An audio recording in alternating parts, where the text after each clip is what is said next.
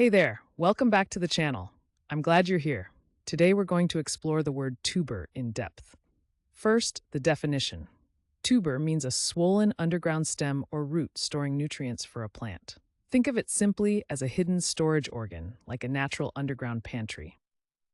Now let's talk about where this word comes from. Origin stories can be fascinating. Tuber traces back to Latin tuber, meaning swelling or lump. Over time, it's been used by botanists and gardeners to describe these important plant parts. The word has carried through history and still shows up today in surprising ways. So, how do you use tuber in everyday language? Let's go through some examples. Correct example 1. The potato is a common tuber used in many recipes worldwide. Correct example 2. Sweet potatoes are another type of tuber enjoyed globally.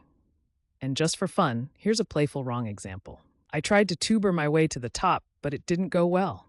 See how context makes a big difference? Using tuber correctly helps your meaning come across clearly, while using it wrong can sound confusing or just funny. Quick recap.